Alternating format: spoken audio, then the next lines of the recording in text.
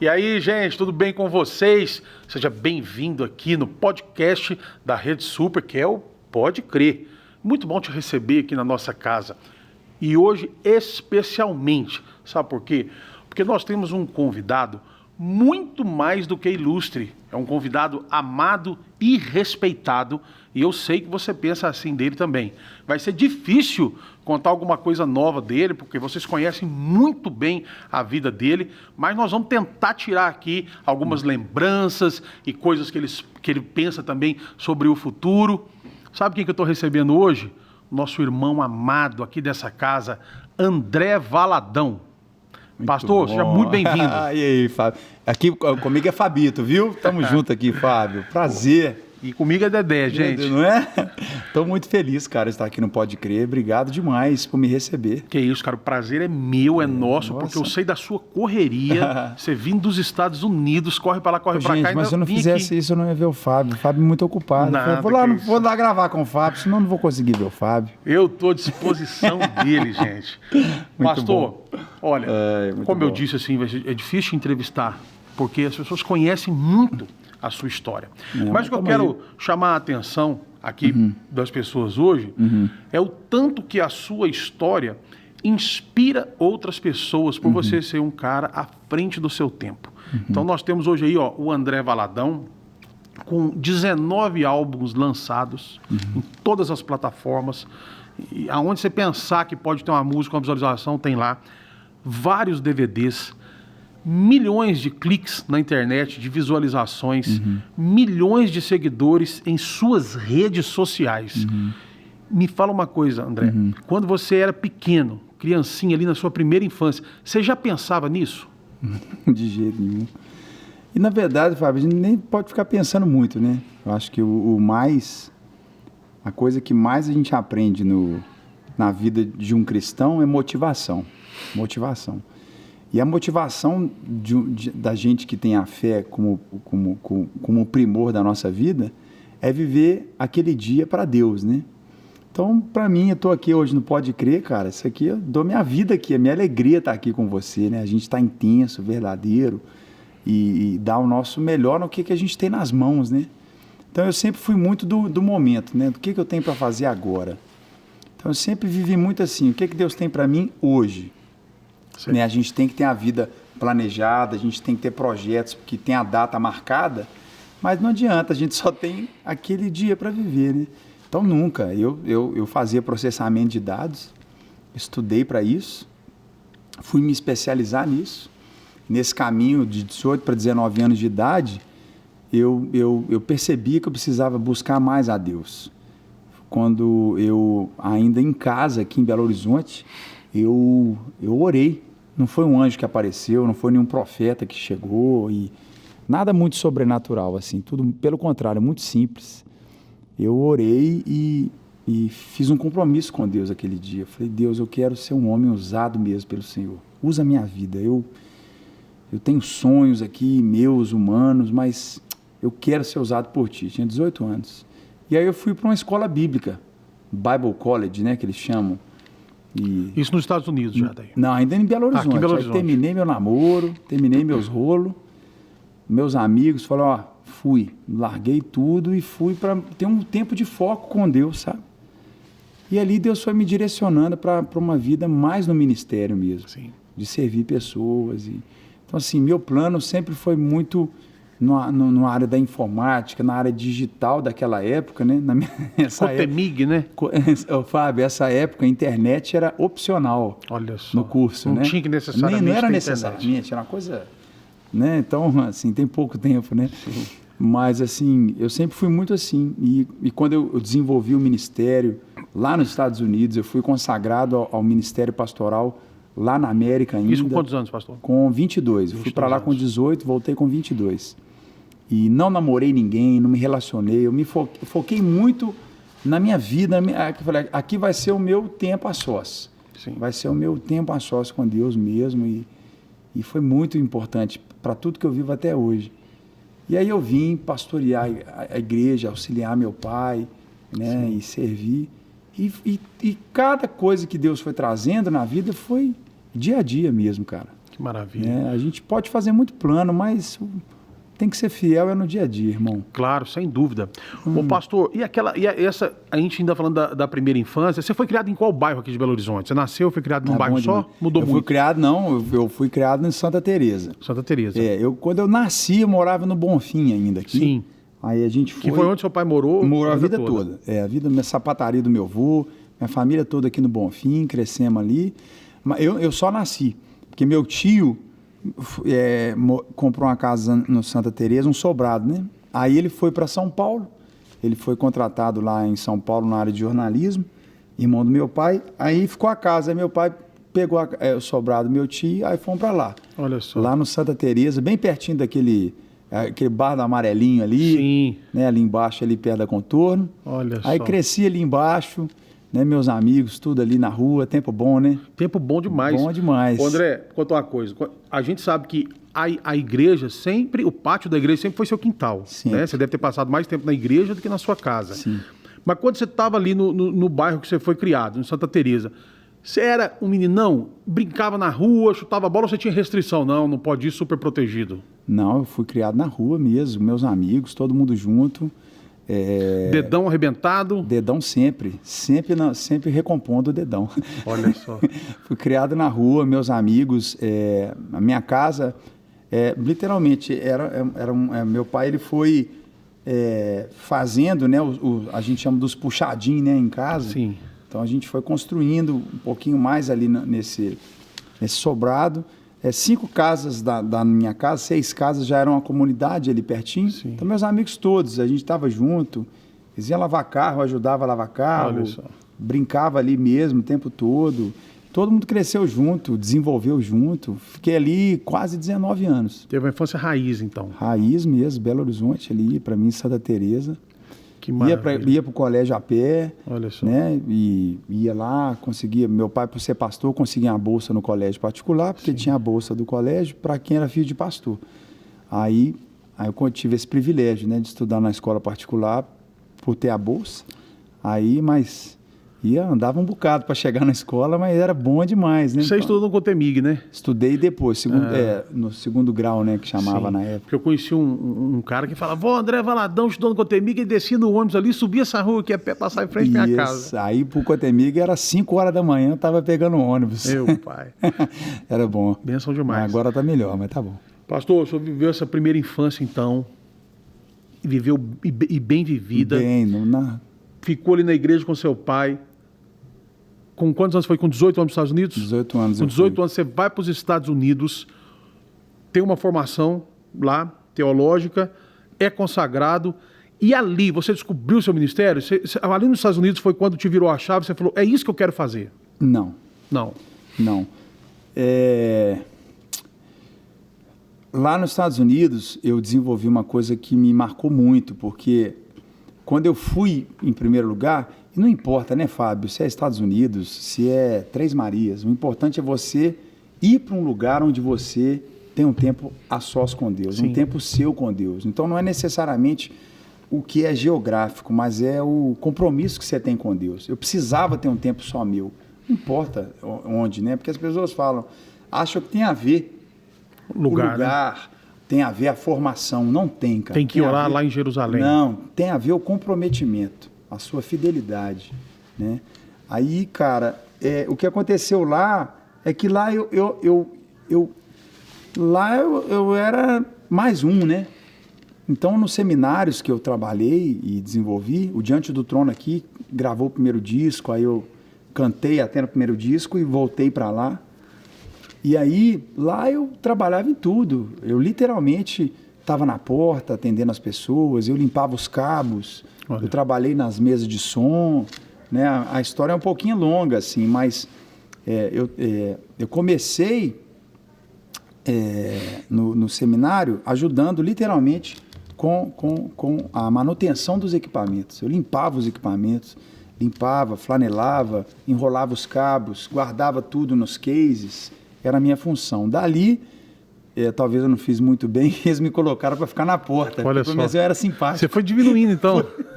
Aí eu era o que cumprimentava as pessoas na porta. Olha só. Então eu ficava ali atendendo as pessoas, ajudando na porta, nos cultos, porque o culto era diário, né? De lá que veio a escola de cura que a gente trouxe para cá.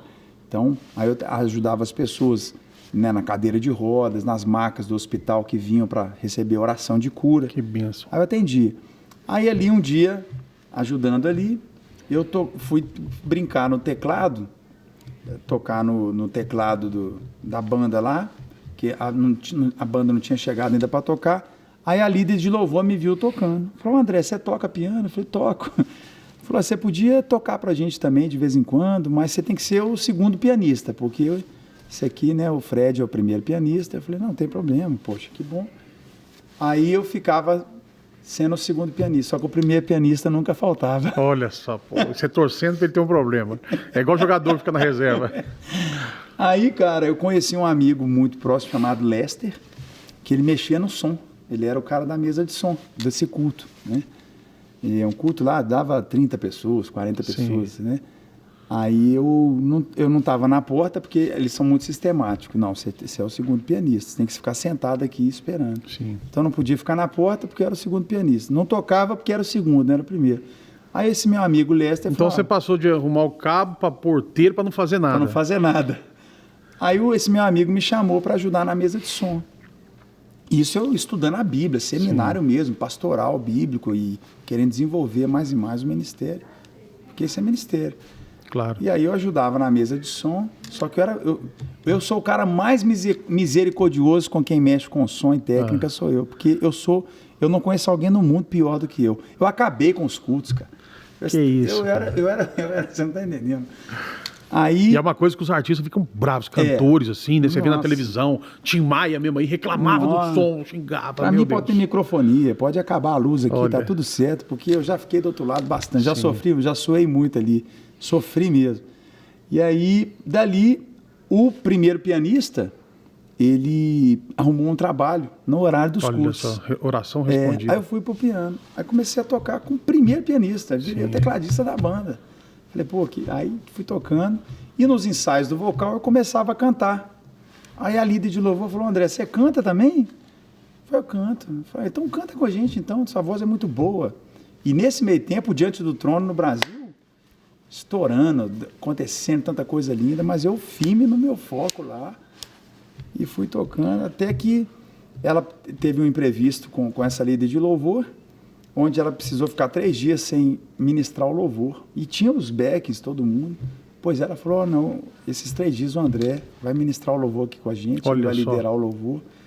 Aí, resumindo, no final de um período, eu já estava liderando o louvor lá, era o líder de louvor, quando ela não estava, era eu. Às vezes ela estava lá e eu liderava. Comecei a ajudar no louvor de uma igreja lá perto, pregar, né, que a gente ia pregando nas ruas. E aí, ou seja, não era sobre um plano, sabe, Fábio? Sim. É sobre você tem que ser fiel no que você tem na mão. Eu sempre fui muito assim, cara, Deus está fazendo isso. Né? Sim. Tão interessante você falar isso, André, porque às vezes as pessoas né, te vê, te assiste, quem gosta de você, te segue, pensam assim, rapaz, pastor Márcio ligou lá para os Estados Unidos, falou aqui, meu filho André Valadão tá chegando aí, sou pastor da igreja da Goinha. Chega o André lá, eles já dão para ir num lugar de liderança, já vai pro vocal, já tem um monte de assessor. As pessoas não imaginam, né? O que você passou, o que você fez, tudo que você enfrentou, a sua formação. Acho interessante isso, porque eu estava conversando com um amigo meu esses dias, e ele me contando da empresa dele. A empresa dele tem 6 anos, ele fatura hoje 150 milhões por ano. Uau. Empresa da área de internet. E ele falou assim, Fábio, eu estou há 6 anos vivendo uma abundância de Deus, só que 10 anos eu trabalhei na mesma empresa e eu estudava programação, eu trabalhava lá o dia inteiro, chegava em casa, deitava, levantava 3 da manhã para estudar programação em livro, porque não tinha YouTube, não tinha internet e tal, e hoje o resultado está aí. Então as pessoas às vezes não entendem, né, o tanto que tem que se esforçar para as coisas, pagar um preço. Às vezes você ser filho de uma pessoa conhecida, às vezes se torna até um pouco mais difícil as coisas, né? As pessoas não têm essa noção. E eu quero falar algo sobre você, exatamente para quem está assistindo, e o jovem que está nos assistindo, principalmente o povo evangélico. O povo evangélico é uma bênção, bênção. Mas às vezes algumas pessoas, e eu já fui assim, elas pensam assim, olha, vamos orar aqui para Deus, arrumar um emprego, eu vou orar para ser cantor, né? E não busca o emprego, não aceita fazer outra coisa, não ensaia, não treina, não pesquisa. E, gente, olha só, você vê o André Valadão, às vezes, nas redes sociais, esse glamour. Ele é um showman. Eu tive o privilégio, a oportunidade de acompanhar o pastor em vários shows. E, gente, né, você já sabe, avião para baixo para cima, Estados Unidos. Eu sou testemunha disso aqui. Eu desconheço uma pessoa que trabalha o tanto que o André trabalha. Você se envolve em tudo, você cuida de tudo. E uma coisa que me chama muita atenção em você, no tempo que eu pude andar com você e te ver, eu nunca, em nenhum momento, te vi de mau humor. Às vezes te vi mais enérgico com a situação. Gente, eu resolvi isso aqui. Mas de mau humor, eu falei assim, gente, meu Deus, será que eu posso falar oi, cumprimento, fico quieto, né? Gente, isso aqui trabalha. E o resultado é essa bênção de Deus que você está colhendo. Não é isso, André? Tem que ser, Fábio. Não existe. Deus deu pra gente, assim, aquela expressão simples, né? Deus deu pra gente as árvores, né? Mas a gente é que vai fazer a mesa, a gente que vai fazer o cenário. Né? Ele deu pra gente a possibilidade, cara. Todos nós aqui temos a possibilidade. Né? E é o que você falou desse seu amigo, em 6 anos a vida dele mudou. Né? A gente, vamos falar como músico, bastam 3 minutos de uma música. Basta uma música, 3 minutos. Nunca mais a vida da pessoa pode mudar a sua história. Muda a sua história, muda uma família inteira. Então, é essa a realidade, cara. Então, quando Jesus ele fala de ser fiel no pouco, é porque hoje o que se vende na internet, nos podcasts, é um sonho. Qual o seu sonho? Qual a sua meta? Né? Visualize a casa, visualize o carro, visualize a família. Cara, seja fiel agora. Vai arrumar a gaveta do seu armário, entendeu? Vai ler a Bíblia. Você arrumou seu quarto, você lavou o banheiro, tomou banho, sabe? É muito Jesus, ele era simples demais. Jesus é muito simples, né, Fábio? O evangelho é muito simples. E você, né, a gente já viajou muito junto, viagens, shows, o Crer para Ver, um DVD maravilhoso, você fez parte dessa produção incrível. No final, o que vale? Se eu estivesse bem ali, com o coração reto, para fluir a unção, fluir a graça. Então não é o palco, não é a plataforma, não é o tamanho da igreja, né, cara? É viver o agora, né? Essa entrega, né? Aí você tem que estar bem, você tem que estar feliz mesmo, tem que estar em paz com Deus, né? Verdade. Fica esse recado aí para você, viu? Pra você buscar essa inspiração aí. Pastor, tirando o seu pai, o seu pai, ela é a pessoa que eu conheço aqui na Terra mais próximo de Jesus. E quem me contou isso e eu tomei como verdade foi o pastor Cirilo. O pastor Cirilo fala isso. A pessoa aqui na Terra mais próximo de Jesus que eu conheço é o pastor Márcio Valadão, que é uma pessoa que a gente honra demais e não tenho nem o que falar dele. Então, tirando o seu pai, quem que te influenciou no seu chamado? Teve alguma pessoa que você olhou e falou, cara, eu não quero ser ele, mas eu quero seguir esses passos aí? Olha, musicalmente, de forma artística, tem padrões, né, que marcam muito. Tem um cantor que eu gosto muito, que é o Michael W. Smith. Né? Sim, ele hoje é um cara fantástico e me marca muito a carreira dele, a conduta dele, o caráter dele. Como pastor, pregador, tem o T.D. Jakes, me marca muito. Tem um outro pregador americano, o nome dele é Ed Young, me marca muito. Já também um filho de pastor, mas muito atual, muito relevante. Já por muitos anos, ele me abençoa muito a vida dele. O Kenneth Hagin, que foi um líder de fé para mim, da palavra da fé. No Carisma, a gente dava muito Kenneth Hagin. Também foi um instrumento assim na minha vida, sabe? Kenneth Hagin, ele me inspirou muito a viver essa fé, essa palavra, essa marca da fé que eu carrego, né? E assim, mas o Valadão, cara, é isso, é amigo, é próximo, é verdadeiro, né? Tirando ele, essas pessoas me ajudaram muito, assim, sabe? Legal. Muito bom, André, ouvir isso. Pastor, quero voltar só um pouquinho na sua infância, porque eu já quero falar com você sobre a sua volta para o Brasil, o culto fé e tudo mais. Mas quando eu te chamei para vir aqui, te convidei, falei assim, pastor, tem algum assunto que você não quer falar, que eu não posso tocar, você não quer, para te respeitar? Você falou não. Qualquer assunto que você falar, eu falo. Então eu quero te fazer uma pergunta, e é polêmica, viu? Você que falou assim, será que vai ter polêmica aí? Tá muito bonitinho demais. Agora é bomba. O que eu vou falar agora, eu sei que vai estremecer a internet. E eu quero saber se é verdade ou você vai ter a oportunidade de se defender aqui. Vamos embora, Brasil. Eu estava num culto, pastor Joaquim da Vigília, 30 anos faz giro na Lagoinha. Sempre com a balinha na mão? Sempre com a balinha no bolso ali pra gente. Falou assim, e toda vez que a gente vai na Vigília, ele já pega a gente. Fala assim, você vai trabalhar aqui agora, você vai ficar aqui, né? E ele falou assim, ó, o pastor André, quando era criança, ficava andando aqui debaixo desses bancos. Bastante. E os diáconos vinham para tentar pegar ele. E ele falava assim, os diáconos falavam assim, gente, que bonitinho. Ele fala, sai diácono, sai diácono. E diz que você estava falando, na verdade, era sai diabo, sai diabo. Sempre. Isso é verdade ou é mentira? Sempre, rapaz. Os diáconos sempre me perseguiram. Sempre me perseguiram. Não deixava eu correr na igreja, não deixava eu rabiscar as paredes da igreja. Né? Aquela coisa de menino, né? E foi mesmo, foi sem dúvida, assim, parte integrante da minha vida. O Joaquim tá certíssimo. E eu brincava de cultinho, né? Aqueles negócio de culto, de expulsar demônio, brincar de culto. Aí eu falava sai diabo, né? Só que os diáconos sempre achavam que era sai diácono. E eu expulsava. Eles achavam fofinho o menino, filho do pastor. Fofinho, eu tava repreendendo. Mas é parte da minha vida mesmo.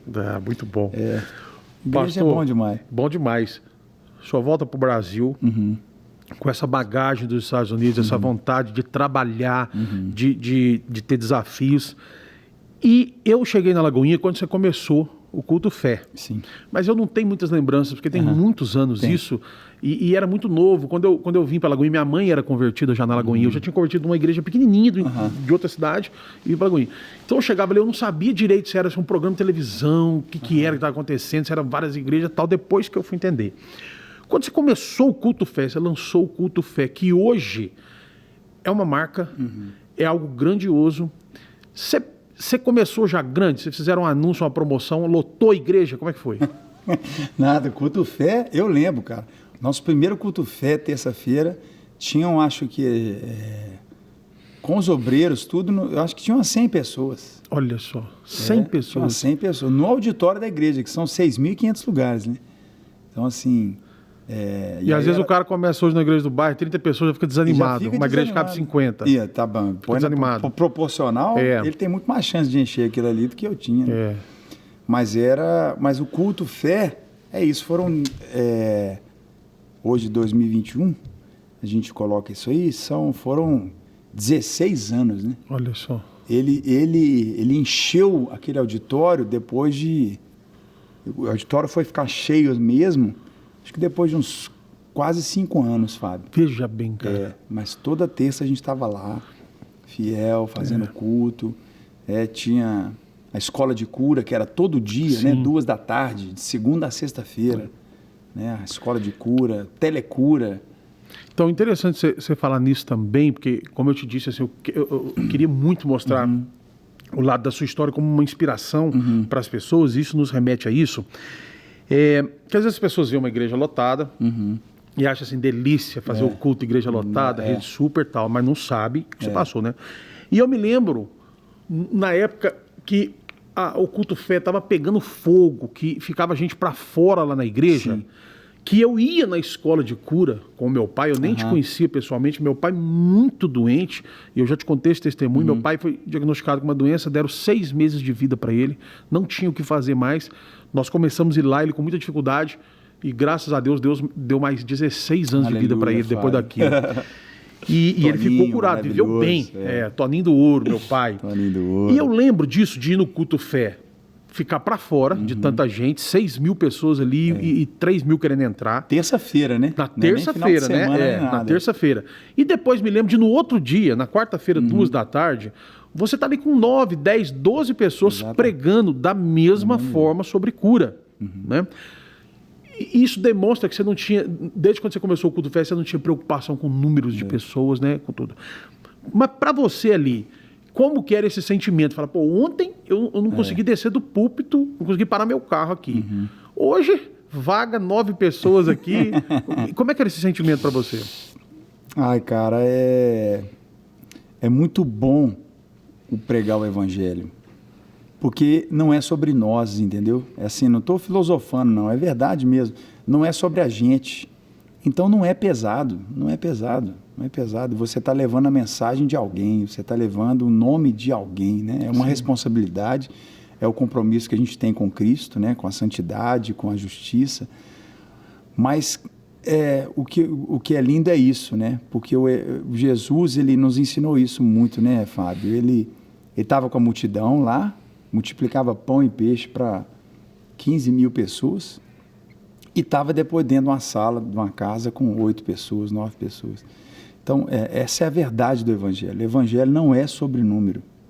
O Evangelho não é sobre número. Às vezes as pessoas ficam muito preocupadas, principalmente nas redes sociais, né? Hoje fiz tudo uma live número. que deu só 300 pessoas. Você tá doido, é gente demais, velho.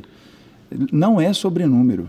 A gente não pode fazer aquilo que diz respeito à fé, à confiança em Deus, baseado nessas coisas, sabe? É muito errado fazer isso, sabe? Sim. E dali do culto fé surgiram isso, muitos você desprezar milagres, o que Deus está te dando. muitos milagres, muita cura, muita experiência. Nasceu o carisma, seminário, tanta coisa. Tudo não do culto tão grande, mas do pequenininho. Exatamente. E muitas ideias também, né, André? Muita ideia. A gente vê o meu primeiro disco nasceu desses cultos. O Mais Que Abundante, Mais né? Que Abundante. Gente, vou contar para você. Você viu que o Mais Que Abundante tem um coral ali com as vozes diferenciadas? Eu fiz parte daquele coral lá. Tava lá em cima, camisa preta, Mais Que Abundante, Robinho dando bronca em todo mundo. Fábio, e a gente fazendo o coral lá. Muito legal, Foi né, lindo. Não esqueça, aquele disco marcou minha vida e a vida de muitas pessoas. Pastor, ali o senhor viu muitos testemunhos de cura, de milagres. Ali o senhor lançou o escudo da fé, que quebrou, saiu, de repente, vamos falar de produto, eu sei que as pessoas não gostam muito de usar esse nome, mas gente, um adesivo, foi uma das primeiras coisas que eu vi sair, eplodir das 4 paredes da igreja. Sim. Virou marca de capacete, marca de chinelo, marca de sapato. Gente, teve um dia que eu me emocionei, entrar numa papelaria e ter caderno ali de várias coisas, vários artistas, famosinhos da novelinha lá e tal. E o escudo da fé ali da Tilibra, de várias cores e tal. André, você licenciou muitos produtos, né, com aquilo lá. Como que é para você tá andando numa estrada, e eu já vi até nos Estados Unidos, eu já vi em caminhão, tá andando numa estrada, parado num posto de gasolina, o cara, até tatuagem o povo fez, né? Tem demais. Ter ali para vender, ter um caminhoneiro com aquilo ali, qual que é o seu sentimento? Eu fico feliz demais. Essa marca foi um presente, assim, de Deus, assim, porque ela nasceu no culto fé. Sim. Ela era, porque a Lagoinha na época, 20 anos atrás, todo ministério tinha que ter um símbolo, um slogan, tinha uma bandeira. E aí eu com meu primo, Ronald, falei, Ronald, minha palavra sempre é da fé, eu sou palavra da fé, tem que ser um escudo da fé. E a gente desenvolveu ali algo para dentro da igreja, né? E ele é literalmente, eu vejo, Fábio, em alguns aspectos, ele é maior. Tem gente que tem o brasão fé tatuado e nem sabe quem eu sou. Sim. Sabe? Deus fez ele ser maior do que eu. Né? E isso é muito legal, assim. Eu me emociono muito, muito legal, porque a gente vê esse romper mesmo, né? Coisa linda. Eu também já vi muitos lugares, muitas pessoas na televisão. Vejo os adesivos para todo lado. Falei, meu Deus do céu, que coisa incrível, né? Pastor, e eles falam assim, né, que o verdadeiro líder, um bom líder, é aquele que lidera uma equipe e quando ele sai, a equipe não sente falta dele. Né? Ela vai embora, né?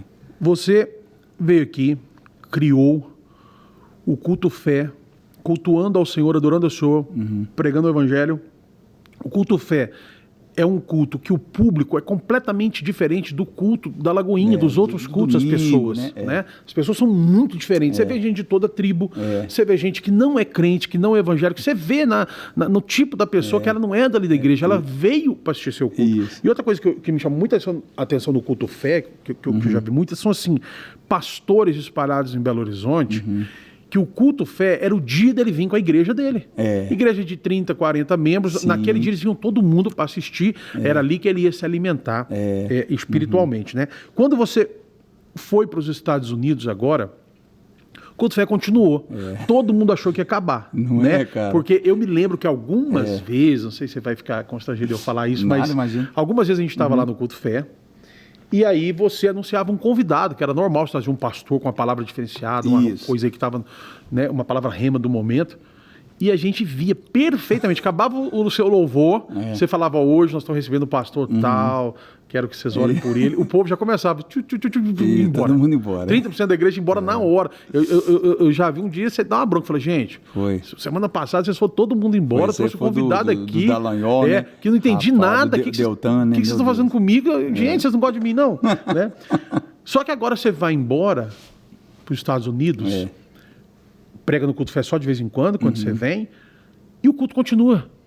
Muito lindo. Continua cheio. O pastor Flavinho, claro, fazendo um trabalho belíssimo lá, mas às vezes ele coloca outro pastor, parece que o povo agora falou assim, não, tudo bem então, o André nos ensinou isso aqui, nós vamos honrar isso aqui. É literalmente isso. Você consegue sentir isso também? Sinto isso claramente, Fábio, claramente. A terça-feira... E você fica orgulhoso disso, a gente ter conseguido isso? Demais. Que é uma coisa muito difícil. E é uma cultura, né? A cultura, ela não muda da noite pro dia. É o que eu falei, foram 17 anos, né? Ensinando isso toda terça-feira, vivendo isso. E eu viajava, podia estar onde for no Brasil, terça-feira a gente estava lá, criando esse entendimento. E igreja é isso, né, cara? Igreja, ela não pode estar firmada numa pessoa. Sim. Ela não pode estar firmada numa placa. É Cristo mesmo. É Cristo, é a mensagem, é a pessoa dele, né? E é claro que existe toda a atmosfera, existe toda a identificação, existe toda história que a gente vai fazendo parte da vida de todo mundo, né? Sim. Eu mesmo, até hoje, eu sofro toda terça-feira para mim é uma sofrência, porque a vontade... Você assiste de lá, dá uma espiada. Dou espiada, morro de saudade, fico emocionado. Legal. Mas são estações, né? Sim. A gente vive momentos, né? E ninguém pode achar que vai viver a mesma vida a vida inteira. Claro, claro. Isso é péssimo, né? Você tem que saber que Deus quer te fazer viver coisas novas. Né? É um ciclo, né, André? É ciclo, cara. André, e é bom demais. Eu sei que você, durante a sua trajetória e essa caminhada cristã, você já viu muitos testemunhos, dos mais variados, de pessoas que, desde que ressuscitaram até que foram curadas instantaneamente, de transformação. No culto fé, você coleciona milhares de testemunhos também. Mas eu queria saber na sua vida, sim, porque os desafios do ministério, eles são grandes e são muitos, né? E quando a pessoa vê um cara igual você, antenado, viajando para baixo, para cima, de avião do lado para o outro, não imagina os perrengues que se passa, né? Sim. No seu ministério, teve uma viagem para o Nordeste, que o avião estava acabando o combustível, e eu sei que vocês passaram um sufoco danado, mas graças a Deus conseguiram pousar. Você acha que esse dia foi o grande milagre da sua vida? Foi nossa. Teve um que estava acabando a gasolina e não tinha como pousar, só se colocasse ou fogo na pista ou uns carros com... Porque era noite, não tinha balizamento. E não tinha balizamento, ou os faróis dos carros ou as motocas, né? E aí a gasolina acabando, não tinha para onde ir também, né? Aí eu falei, não, gente, vamos descer, Deus vai cuidar. E aí nós descemos, Deus cuidou, estou aqui. Mas teve outra vez no interior da Bahia, que a gente pegou uma tempestade, rapaz. E tinha, sabe aquele buraquinho na nuvem, que era a conta de... Ela ali que tinha que entrar e descer numa pista que esse piloto nunca Que não tinha... era onde vocês iam descer, de emergência. Não era a pista que ia descer, pista, mas o piloto nunca pousou lá, não conhecia a pista, chovendo de noite. Meu Deus. Ali também eu falei, vamos na fé. Mas Deus cuida, estrada também, né? Já pegamos estrada de terra, muita estrada, e sem ver nada na frente. Indo assim, acelera Ayrton, e vamos que nós vamos chegar lá. Né? E foram já mais de 1.400 cidades, né? Olha só, 1.400 cidades. Então nós já dormimos em muita cama, já comemos de tudo, já... Estados do Brasil você foi em todos? Fui em todos, várias vezes. Já comi muita comida diferente, nunca passei mal. Olha. Deus, isso é um testemunho, nunca fiquei doente na estrada, nem fiquei doente em casa. Tudo que eu sempre comi. Um dia num hotel 5 estrelas com serviço de quarto, no outro, as pessoas acham que isso é brincadeira, mas não é, né? No outro, no hotelzinho, sem banheiro no quarto, sem nada para comer, cachorro quente na rua. Tomando banho na bica lá fora. Ou às vezes era show e falava, vou tomar banho em casa, porque eu acho que eu vou ficar mais sujo se eu tomar banho aqui. E Deus sempre guardou, sempre. Nunca fiquei doente na estrada, nunca tivemos um acidente sério na estrada, nunca perdemos ninguém. Pelo contrário, todo mundo crescendo, prosperando e desenvolvendo levando a mensagem de Cristo, né? Não é a mensagem do André, nunca foi, nunca vai ser. E isso é que é maravilhoso, né? Assim, de poder estar, igual você falou, né? Em lugares lindos e às vezes em lugares tão necessitados, né? Mas em tudo fazendo a mesma coisa. A mesma coisa, né? É bom demais, cara. Que bênção, cara. É muito gostoso. E o Brasil é maravilhoso, né, Fábio? Glória a Deus por isso. Maravilhoso. Você sabe disso, seus irmãos, vocês rodam. Nosso país é lindo demais. E em nenhum momento, André, desses sustos e esses livramentos que você teve, algum momento você falou assim, não quero mais voar, vou dar um tempo, tô com trauma, tô com medo, teve que tratar? Não, nunca. Nunca tive isso. Avião particular, jatinho, avião de carreira? Não, qualquer entrava coisa, e ia embora. Qualquer ônibus, qualquer lancha, qualquer barco, eu estava sempre andando em tudo. Não tem isso, não tem. Eu vejo assim, sabe, Fábio? Quando Deus te permite ser uma voz, cara, é um privilégio muito grande. É muito grande, cara. Verdade. A gente não tem o direito de decidir, a gente decidir o que vai fazer. Não tem esse direito, cara. Como é que não vou falar? Como é que eu não vou estar hoje aqui com você? Não sou eu que escolho, é ele que me escolheu. Né? Uns erros maiores, às vezes, de pregadores, às vezes, com todo respeito, eu falo, artistas, quando você vai num lugar, você está indo num lugar por causa deles, não é por sua causa. Eles estão ali, eles estão ali. Né? Então, você está indo na realidade das pessoas. Então, você está indo celebrá-los, não é você. Por mais que você possa ser o âncora daquele momento, mas não é você. São as pessoas ali, né, cara? É outra... Tem que inverter esse pensamento, né? Sim. E é isso, cara. Jesus, ele morreu aqui por nós. Sim. Mas ele é Jesus, ele é o Salvador, mas foi por nós. Não foi por ele, foi por nós. Sim. Então, eu sempre carrego isso na minha vida, sabe? Então, eu tenho que estar, cara. Para mim é uma alegria pregar, cantar, falar. Se Deus dá relevância, é Deus que dá. Né? E aí nós vamos embora. É isso aí. Você sabe disso, né? E seguindo nessa estrada aí, você viajou o Brasil inteiro, igual eu falei, são 19 discos lançados, vários DVDs. Você rodou todas as capitais, você fez tudo, você foi em todos os programas. Come aí, toma café. Eu vou botar um café aqui também. Você fez todos os programas de televisão, Rede Globo, SBT, Rede TV. Fez clipe fora do país, tocou fora do país também. Teve algum lugar que você olha para trás e eu sei que você continua sua carreira ainda, mas você olha para trás e fala assim, faltou. Eu queria ter, aquilo ali eu não fui naquela cidade, mas eu queria ter ido. Existe isso? Ou não? Você foi em todos os lugares que você quis? Não, eu quero ir ainda em alguns lugares. Eu acho que Deus te preparou para eu ir com meus filhos, assim. Ir para lugares mais longe mesmo, sabe? Ir para o interior da África, assim, ainda não fui. Na Índia. Ministrando. Ministrando. E pregando. Na Índia, eu e a Cassiane, a gente ainda não conseguiu ir para a Índia. E a Cassiane sonha muito ir para a Índia. Passar um tempo lá mesmo. Sim. Passar uma temporada lá. Então tem muita coisa assim que eu quero fazer ainda. Quero chegar lá. Você é pai de uma menina linda, uma princesinha e dois príncipes. O Lourenço e o Vitório. Isso. O Lourenço está com quantos anos agora? Está pré-adolescente já? Tá, bonitinho. O Lourenço está com 12 anos. 12 anos. Muito esperto, muito precoce. Queria que ele fosse mais menino ainda, mas já os meninos hoje, né? A gente com 12 anos... Minha mãe fala isso, gente, a gente dessa idade, vocês eram tudo bobo, olha essas crianças hoje. Aí o Vitório tem 6 anos, é demais, é o advogado da família. Olha só. Ele é sério, ele é concentrado e tal. E a Angel É o xodózinho, né? É o chaveirinho. A princesinha. A gente Pastor, tem 2 anos. Já dá para ver claramente, você falou que acha que os seus filhos, né, vão te acompanhar nessa nova turnê. Já dá para ver que o Lourenço já seguiu o seu caminho. Isso gosta. É nítido, é palpável. E os dois ainda são pequenos ainda, os outros dois, né? Sim. Ainda de repente não dá para saber direito. Mas o Lourenço a gente vê, e tanto até o nível que ele já toca, e gosta e tal. Você incentivou, você canalizou, falou, gente, eu quero que ele faz isso, toma aqui o teclado, faz aula. Ou você deixou livre a ponto assim dele falar, papai, quero ser engenheiro. Você fala, não, tá bom, então você vai ser engenheiro. Não, totalmente. Eu criei meus filhos muito livres.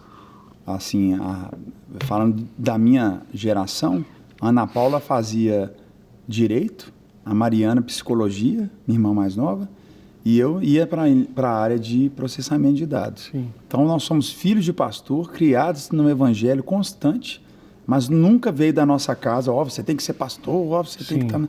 Seu pai também deixou vocês escolherem? Sempre. Nunca te cobrou Nunca me chamou de pastorzinho. Olha só. Nunca brincou comigo, sempre fomos muito livres. E lá em casa é a mesma coisa, a gente dá a mesma liberdade para os meninos, a gente foca, o nosso foco, como que a gente educa eles? Eles têm que ter experiência com Jesus, só isso. Então não é lógico, a gente obriga. Ir na igreja, tem que ir, não é você quer ir não, você tem que ir na igreja. No caso do instrumento musical, tem que tocar. Claro, lógico. Né? Não é você tem que tocar para ser um cantor ou para ser um pianista, não, você tem que tocar porque é cultura, é disciplina. Você tem que tocar. Tem que aprender coisas novas, desenvolver o cérebro. Tem que saber, você tem que expor seus sentimentos. A música é muito bom para você desabafar. Tem menina que explode por dentro, porque não tem lugar para expressar. Sim. Vai parar numa bebida, vai parar numa vida promíscua. Então vai para a música, você solta, você chora, você canta. Então, assim, isso para mim é muito forte. Mas eu creio que todos eles têm um chamamento também, né? De alguma forma, né? Cara. Dá pra ver, assim, que eles são, principalmente o Lourenço, que é mais velho, que são seus amigos mesmo, assim, né? Mas o negócio é isso, ter um relacionamento com Deus. Porque muita gente acha assim, eu criei meu filho na igreja a vida inteira, mas ele não está com Jesus, não. Porque a igreja, é lógico, é o melhor lugar. Claro. Mas a questão é ele experimentar Jesus. Porque quando você prova, acabou, não? Sim. Tem que provar, né? Não, bênção demais. Pastor, a gente está nessa era de internet, né? Onde as redes sociais façam com que, e eu tiro isso por mim, com que a gente tenha uma vida editada. Nossa. Então, né, você que está assistindo aí, você fica se comparando com os outros, né? O marido da vizinha leva ela para passear, mas você não sabe o que ela passa na mão dele. É desse jeito. Eu vejo por mim, eu não fico colocando no meu Instagram, no meu Stories, os meus momentos difíceis, de perrengue, eu chorando. Eu só ponho quando eu tô feliz, tô com o André Valadão, tudo bonito e tal. Né? Churrasco, na hora do macarrão eu não ponho e tal. A gente sabe disso. Eu não quero falar aqui do seu casamento, porque tem 1000 entrevistas falando de como que você conheceu a Cassi, testemunho, até outras pessoas contando isso, tem como que conheceu, tá dando na pau na internet e tal, aquele negócio todo. Então, o pessoal já sabe, quem quiser vai assistir aí.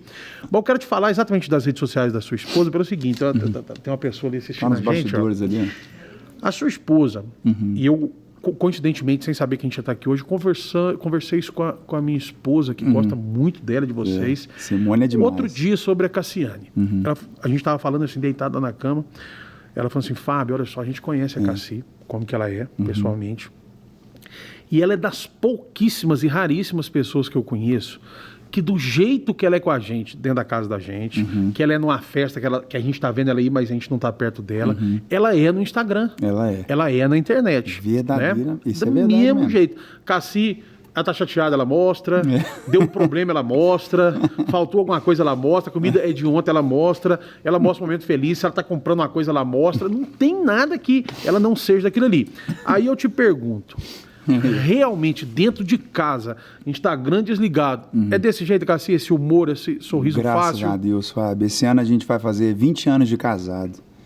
E uma das coisas que para ela era um conflito e para mim era o meu alívio, era isso. Não é alívio. A Cassiane, na época que a gente namorava, ela falava comigo, André, mas eu não sei pregar, eu não sou dançarina, eu não canto, eu não sou, suas irmãs são tudo ministra na palavra. Eu falei, mas é isso que eu quero uma esposa, eu quero uma amiga, eu quero uma namorada, eu quero alguém para estar comigo, me humanizar, né? Porque a gente fica tão espiritual, a gente é tão demanda, e ela é essa alegria da minha vida, né? Assim, e é assim que é bom. E eu falo com ela, o pessoal tenta pegar ela para fazer outras coisas, eu falo, amor, seja você, né? Faça se você quiser. Não, e ela posta o que você quer.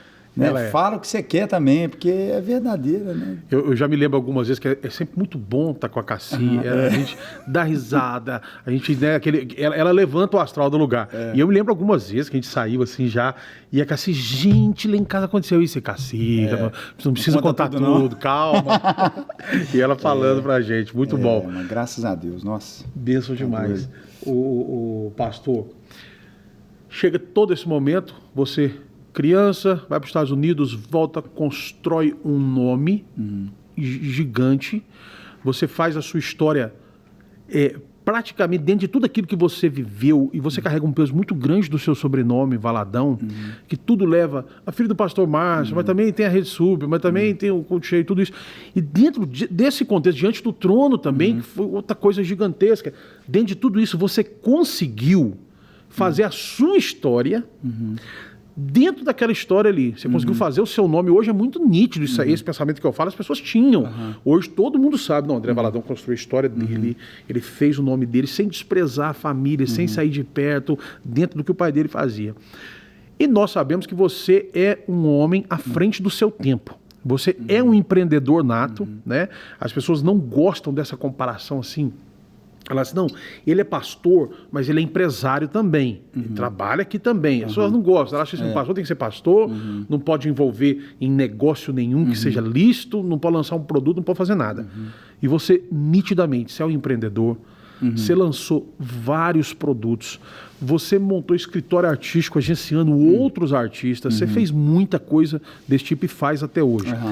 Em algum momento, dentro de você, isso foi um conflito? Você falou, não, gente, se eu lançar esse capacete aqui agora, eu estou deixando o ministério, eu não estou fazendo a obra. Como que foi isso dentro de você? Não, esse conflito, acho que conflito para mim é forte a palavra, é motivação. Para quê? Para quê? Para quê? No caso da marca, dos licenciamentos, é uma marca, é um produto mesmo, né? Então, assim, eu sempre vi algo, quanto mais ela é difundida e levada, mais legal é. Poxa, tem gente que anda com camiseta, com marca do demônio, nem sabe o que é aquilo. Rebelde, rebelião, rebeldia, marca de coisas promíscuas, a pessoa não sabe, mensagens horríveis. Eu falei, não, fé, falar da fé, levar a palavra fé, né? E ela chega a ser até dúbia, porque fé cada um tem a sua, não é necessariamente o evangélico, né? Na verdade, eu conheço... Esses dias, antes da pandemia, eu gosto demais de comer o churrasquinho aqui no Mineirão, que tem aqui no estádio. Bom demais. Eu amo ir lá comer o churrasquinho quando tem jogo. Aí eu fui pegar um churrasquinho ali no Mineirão, no dia de jogo, e o churrasqueiro, rapaz, com um brasãozão, fé no braço, olha, rapaz. E ele fazendo para mim um churrasco e tal, e nem sabia quem eu era, nunca nem me viu na vida. Olha que fantástico. Eu ainda falei com ele assim, rapaz, mas que... Isso é fé, né? Ele é fé, bonito, hein? Ele fazendo meu churrasco. Nem sabia que era eu. E com a minha marca no braço dele, cara, pro resto da vida. Né? E assim, isso é muito... Isso é fantástico. Né? Só faltou ele falar, foi eu que desenhei. Só faltou.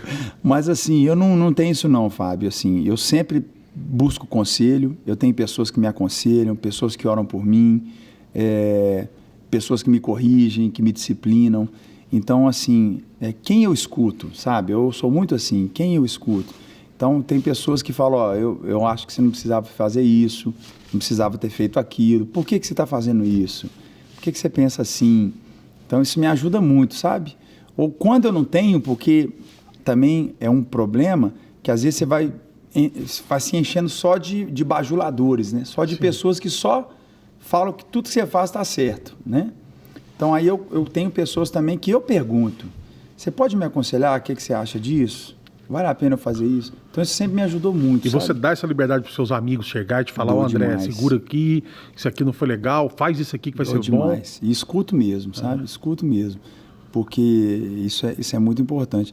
Então assim, eu nunca busquei isso, né? Isso é algo que Deus fez.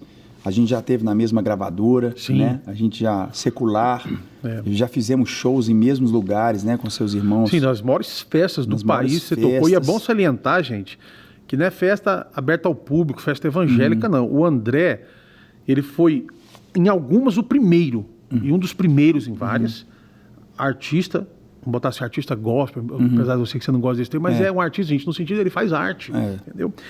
A tocar em festas como Barretos, por exemplo. Foi o primeiro a tocar. Não é uma coisa assim, a prefeitura exige, não. Barretos ligou para o escritório, contratou o show e colocou lá dentro da maior festa de peão de rodeio do Brasil. Então olha para você ver, onde que chega, né, as coisas. Então, e isso é sem buscar, isso é que eu quero falar, entendeu, Fábio? Assim, a gente não fica buscando essas coisas, fica cutucando, vou tentar, eu quero tentar, articulando essa vida articulada, né? Não, cara, vamos embora, vamos fazendo. Ó, ligou aqui, Barretos ligou, olha aqui, né? E Deus, a gente teve uma experiência com os seus irmãos, né? Os meninos, na pandemia, né? A gente ficou entre as 5 músicas mais tocadas do Brasil. Pensa bem, cara. Né? Na pandemia, em 2020, ele vive, né? Porque ele vive. Pensa bem, gente. Né? Acessa aí, Porque Ele Vive, André Valadão, César Menotti. Faz um stories nosso aqui, ó, e você posta lá e bota a música no stories. Isso aí, pode colocar. Né? Ficou em 2020 inteiro. Pensa bem. Né? Então, são coisas simples, né? Não é, porque a gente quer, porque vamos... Não, vamos cantar junto, vamos louvar, vamos gravar um momento desse, vamos, pronto. Né? Então, são coisas que Deus, eu acho que é muito motivação, sabe, Fábio? Eu falo aqui, você nesse pode crer aqui, de coração. Eu sempre volto lá pro André que enrolava os cabos e... Sim. Eu faria a mesma coisa. Benção demais. Porque não é, cara, não pode ser, né? Não pode quem te conhece sabe que seu coração é esse, é de servir mesmo. André, nós já vamos caminhar para o final, infelizmente, que eu sei que você tem muita coisa para fazer ainda, mas eu quero encerrar com umas perguntas aqui para você. E a primeira falando assim, você foi para os Estados Unidos agora de novo, você mora fazer lá. Tatuagem, fazer? Ó, isso aí nós vamos falar também agora para encerrar.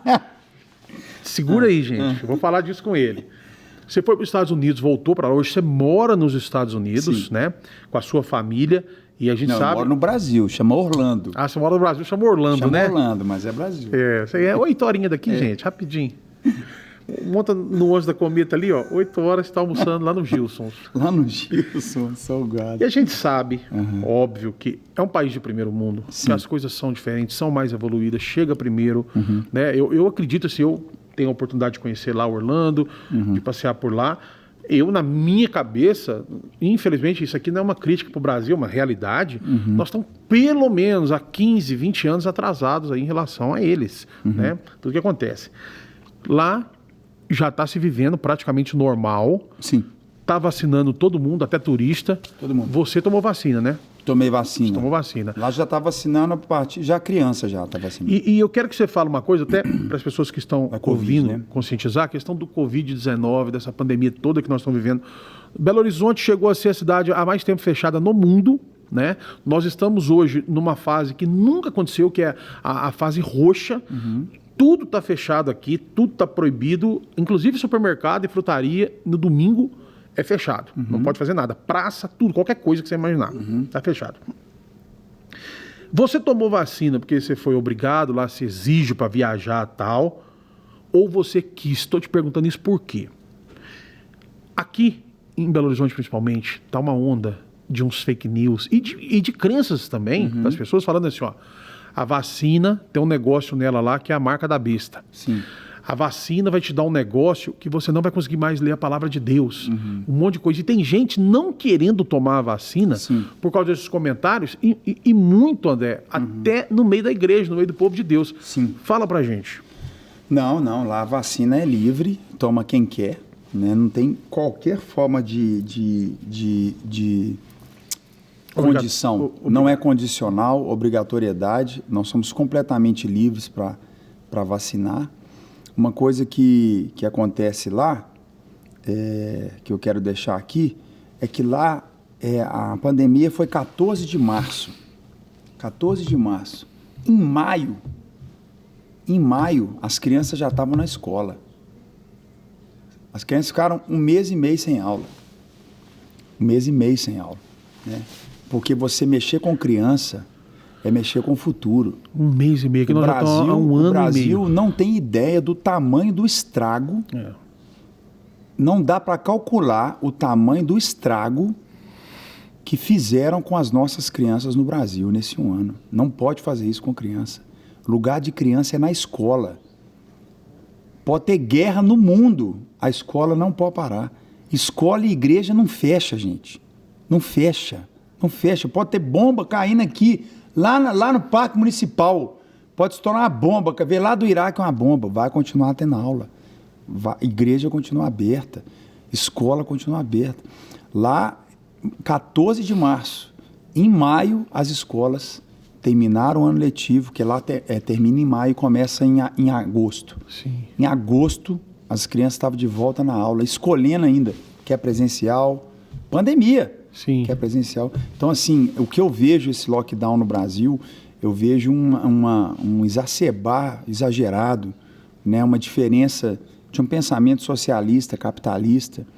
Nós chegamos a quase 6 mil mortes por dia nos Estados Unidos. Mas eles não fecharam o país, não fecharam o comércio. Eles entenderam que, usando máscara, higienizando a mão, mantendo distanciamento, mantendo o limite 25%, 30% de ocupação nos lugares, tudo poderia funcionar. E funcionou. Morreu muita gente, mas o país continuou. O governo ajudou, injetou dinheiro, né, na economia, ajudou muitas pessoas, mas o país não fechou.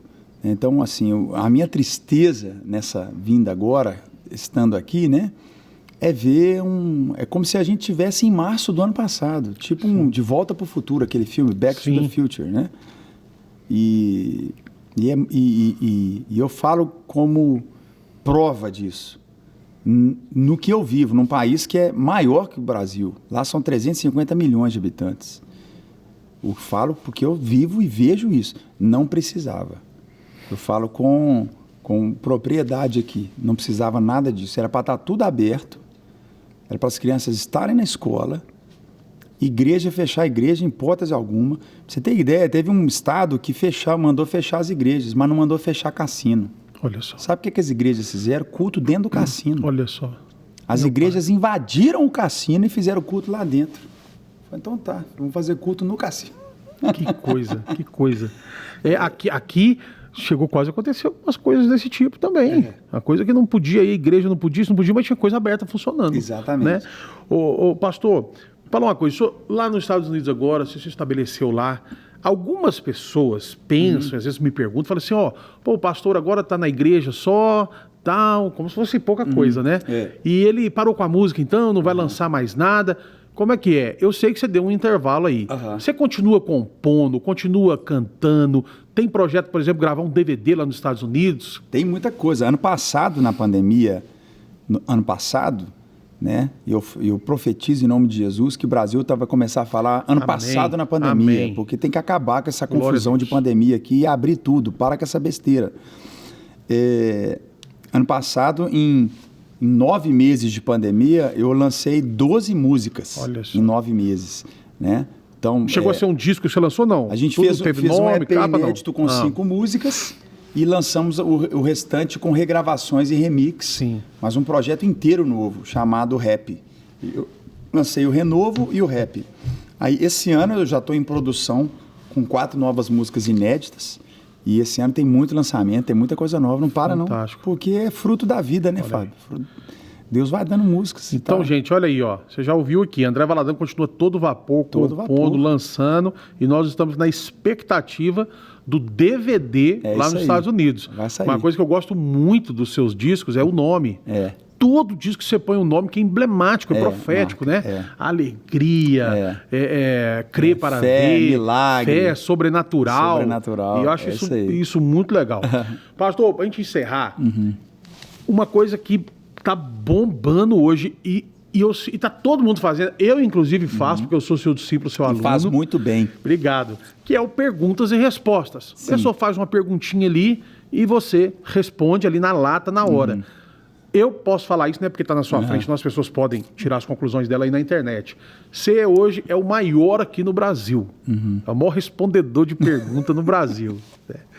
Pastor, o senhor fica segurando muitas perguntas ali, tem muita coisa que você não publica, porque não tem como publicar. Como é que é? Não, tem demais.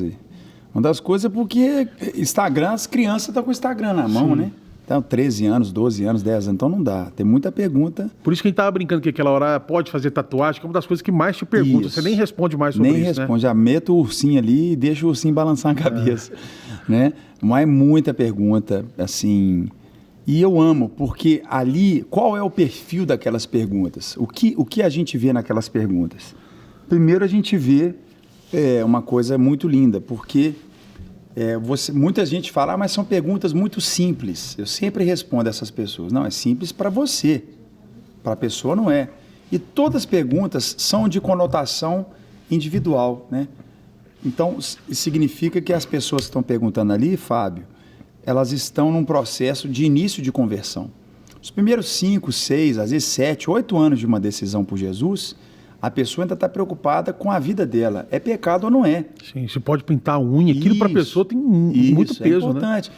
Depois ela começa a pensar, será que eu vou ser um pastor, uma missionária, um evangelista? Depois ela entra numa etapa de perguntar qual é o meu chamado, qual é o meu propósito. Mas o primeiro momento na fé cristã é um momento de ajuste pessoal. Sim.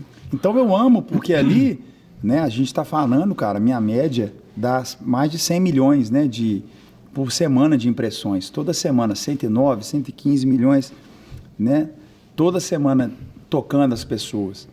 Mas são perguntas muito relevantes, né? A questão doutrinária, pode cortar cabelo, é pecado usar barba, né? Pode ir para a praia de camisa. Né? São muitas perguntas que pode parecer, mas são realidades, não é zoação, né? Agora, tem muita pergunta de conotação sexual. O pessoal, inclusive, tem muita dúvida, né? Sobre muita sexo, dúvida, né? Demais, né? Parece que ninguém nunca fez, né, Fábio? Né? E nem faz. Ninguém faz, né? Então, é muita pergunta disso, muita de bebida, muita pergunta de bebida, né? E muita gente machucada. Muita gente machucada. Ferida. Inclusive com a igreja. Ferida com a igreja, ferida em relacionamentos, né? Mas eu amo responder, né? Muito gostoso. Pô, que legal, um sucesso, viu? Olha, tem um filósofo aqui no Brasil, que outro dia numa palestra, a mulher falou com ele assim, olha, uma mulher também, que era de um cargo assim no governo, falou assim, o Bolsonaro, ele fez isso, e se fosse eu tinha feito diferente, eu não concordo, eu acho um absurdo, não sei o quê. Uma decisão dele lá, até inclusive pessoal. E o filósofo respondeu para ela o seguinte, falou assim, olha, você vai fazer o seguinte, nas próximas eleições você vai se candidatar, você vai fazer de tudo para você ganhar, para ser presidente da República, e aí você vai fazer desse jeito que você quer. É desse jeito. Ali nas perguntas e respostas, eu vejo que às vezes, quando você posta no feed, uma pessoa entra lá, fica indignada com a sua resposta e responde a dela. Né? Você pensa assim também em relação a essa crítica? Fala assim, aqui, cria uma caixinha de resposta e responde o que você quiser. Cara, eu faço assim, sinceramente aqui, eu evito ao máximo ler os comentários. Sim. Eu não entro. Porque, primeiro que eu acho que pode interferir na minha opinião formada. Sim. E pode me gerar medo, ou começar, o que os outros vão pensar. Sim. E tipo, o que os outros vão pensar. Sim. Aí eu acho que vai perdendo a pureza do que virou isso. Certo. Que foi coisa boba, eu sempre respondi por texto. E é até interessante falar isso aqui no Pode Crer, que... podcast também, podcast Pode Crer. Não Pode Crer que no final de 2020, eu respondendo perguntas via texto, veio uma pergunta sobre gays na igreja e tal, e eu respondi. Uma coisa muito simples. E a questão de quem leu o que eu respondi ali tomou uma proporção muito negativa, de preconceito. As pessoas escolheram ler de uma forma que eu falei preconceituosa. E aquilo foi um escândalo. Aqui em Belo Horizonte, saiu em jornal, né? Virou uma perseguição. Ressuscitaram coisa que a Ana Paula falou, 2015, 2016, sei lá. Então virou aquilo numa caixinha de pergunta. E meses depois, numa mesma caixinha de pergunta, Deus virou o jogo. Porque quando aconteceu isso, ela nem estava tão estourada, né? Não estava tão... Mas assim, eu respondi escrita. Sim. Né? Aí quando eu respondi uma em vídeo, porque em vídeo não tem interpretação. Pessoa, aquilo que você falou, ela entendeu, tá ali. E até muita gente fala, quando você prega, você não usa muito sotaque, quando você canta, você não usa. É porque o mineiro, quando conversa, claro, é desse jeito, lógico, é diferente. É diferente. A gente dá uma impostadinha, a gente vai pregar, a gente você vai pregar, você fica mais crente, né? Aquela voz e tudo. E conversar, você tá batendo papo, pessoal. Aí o pessoal hoje já entende isso, porque me conhecia cantando, me conhecia pregando, mas nunca conversou comigo. Então virou essa conversa. Ali mais do que nunca está sendo o André Valadão mesmo. Aí o que aconteceu, o que eu vejo é isso, que eu queria deixar esse registro, que aquilo que o diabo tentou usar para denegrir, para dividir, para polemizar, Deus usou a mesma coisa para hoje poder tocar milhões de pessoas e poder falar com tanta gente. Então assim, Fábio, Deus não fica devendo nada a ninguém. Continua fazendo o que você tem que fazer, que o dono do jogo é Deus, sabe? E eu acho tão interessante você falar disso, porque disse aí já um pastor, eu não sei quem, não sei nem se é brasileira essa frase, mas que não adianta explicar para quem não quer entender. Exatamente. Né? E a gente é responsável pelo que a gente fala, não pelo que a pessoa entendeu o que a gente fala, né? Então tem pessoas que pegam uma coisinha ali fora de contexto e falam isso aqui, pronto, acabou sua vida, quer te cancelar. Não é? Tem essa política do cancelamento. Eu tenho até, às vezes, medo de falar alguma coisa e a pessoa pegar só aquele pedacinho que eu falei ou interpretar do jeito dela e falar se é isso, é aquilo, é aquilo. Mas eu tenho essa liberdade de falar isso aqui com você agora, que eu achei, assim, quando aconteceu aquilo, a gente acompanhou tudo, o absurdo de tudo que eu achei é porque não é. Né? Não é. Eu desafio alguém mostrar uma igreja no Brasil, com todo respeito aos outros pastores, eu sei que pode ter igual, mas eu desafio achar uma igreja tão plural igual a Lagoinha, para falar que um dos nossos pastores ou a nossa palavra é preconceituosa ou homofóbica. Sabe por quê? Só ir no culto fé. Olha, o que mais tem no culto fé, gente, e no nosso meio, pessoas amigas que trabalham com a gente, que nos servem. Então não tem uma possibilidade disso acontecer. E outra coisa, nós somos uma das únicas igrejas no Brasil que aqui na nossa igreja tem sim uma proibição, tem uma coisa que a gente não tolera, que é o pecado. Então o nosso pastor fala assim, eu falo, pastor, eu estou querendo fazer isso aqui, isso aqui, isso aqui. Filho, é pecado? Só não pode pecar. O resto pode fazer. Esses dias eu liguei para ele e falei, pastor, estou pensando, e eu fiquei cheio de tato, mudar o culto aqui, não fazer esse sistema tradicional, botar um sofá, fazer tipo uma live, aí canta o louvor, depois fala, canta de novo. E ele falou isso, filho, carta branca, só não pode pecar. Foi o que quisesse. É isso aí. Aqui na nossa igreja, uma das únicas que eu conheço, tem um ministério que chama Cores. Aí você fala, ministério de quê? De criança, de adolescente? Como que é? Não. É um ministério exclusivo para o público LGBTQI+. Que é comandado pela Priscila, que é uma garota sensacional. Nós vamos entrevistar ela aqui. Que massa, cara. Que legal. Então vocês são intolerantes, sim. Porque vocês fizeram um ministério separado, aí ele não pode ser de outro. Não. Sabe por que esse ministério foi criado? Para que ele fique à vontade, para que ele possa se abrir sem ter preconceito, para que ele possa falar a linguagem dele, para que ele possa entender no estilo dele, para que ele possa levar os amigos dele, para ele se sentir bem. Aqui na nossa igreja ele é livre, pode participar do culto que ele quiser, do jeito que ele quiser. Mas do mesmo jeito tem o culto dos empresários, tem o das vovós, tem os de criança, tem os adolescentes, tem dos motoqueiros, tem do roqueiro, tem de tudo. Lagoinha, você vem na Lagoinha. Tem culto tradicional. Só canta hino, órgão. Você vem na Lagoinha. Não tem bateria. Porque eu amo Lagoinha quando podia, né? Quando podia fazer isso. Igreja lotada. Chega lá na igreja, o senhor, domingo, terno, gravata, bigode, Bíblia debaixo do braço, não olha pra ninguém, não cumprimenta ninguém, senta para o Senhor. E chega um cara com um colete de couro cavado, uma barba até aqui, um rabo de cavalo, só que aqui em cima careca, porque ele mesmo rapou, não é que ele é careca não, 20 tatuagens no braço, E aí, meu irmão, tudo em paz, Araguaí, aí, senta lá e os dois adoram a Jesus e os dois são tratados do mesmo jeito. É isso aí. Então, olha só, tem nada a ver essa conversa aí nesse tempo, viu? Mas Deus é Deus. Deus virou o jogo. E olha só, ele vira o jogo. Olha só. Ele é fiel. Tá. Bom, gente, vou encerrar aqui com o André Valadão, porque tá no horário. Foi uma bênção para mim, pastor. Foi demais, muito bom. Eu sei que a sua história, os seus relatos aqui vão influenciar e mais do que isso, inspirar muitas e muitas e muitas pessoas, tá?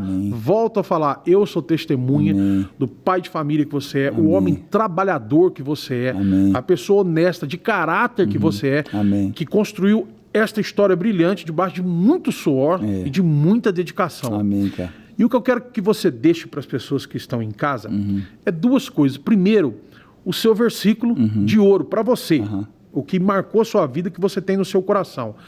E uma mensagem para os jovens que nos assistem hoje e tem esse conflito, pastor, e são muitos, porque eu recebo muito esses relatos. Falo assim, cara, eu tenho vontade de fazer direito, mas meu pai quer que eu seja pastor. A outra menina fala, pô, eu queria fazer teatro, mas lá na minha igreja não pode, eu não sei o que eu faço, e aquilo, pastor, borbulha dentro do coração da pessoa. Então, o seu versículo de ouro e o que você falaria para essa pessoa hoje? Muito bom, cara. Ô, Fábio, para mim é uma alegria estar aqui, viu? Parabéns aí pelo Pode Crer. Obrigado. Viu? Sensacional, cara. Você é comunicador, vocês tudo artista, né? Essa família maravilhosa. Viu? Que Deus te abençoe, a Simone, as crianças, viu? Vocês são preciosos demais para o nosso coração. O versículo da minha vida, assim, um deles é Marcos 11, 23, né? É onde Jesus, ele está diante daquela figueira, que ele procurava um fruto, não encontrou. Ele diz uma palavra à figueira. No outro dia, os discípulos veem a figueira seca e perguntam para Jesus, como que é possível algo assim? E ele disse, tudo é possível, né? E ele fala, tenha fé em Deus. E no versículo 23 de Marcos 11, ele fala, todo aquele que disser ao monte, ergue-te e lança-te no mar, e não duvidar no coração, mas crer que se fará o que ele diz, assim será com ele. Então, é todo um princípio de uma vida cristã. Todo o que disser ao monte, e não duvidar, onde? No coração, mas crer que se fará o que diz, ele vai viver isso. Então, esse é o meu versículo de ouro, que eu guardo para tudo na minha vida, viu? Penso. E o recado para a turma aí, essa geração maravilhosa, nós vivemos o melhor momento da nossa história, o melhor momento de todas as gerações. Nós não somos uma geração... por mais que nós estamos vivendo uma pandemia, ela é muito leve perto da peste negra, ela é muito leve perto da Primeira e Segunda Guerra Mundial. A gente é uma geração que tem ar-condicionado, que tem veículo, que tem dentista, que tem celular, que tem internet.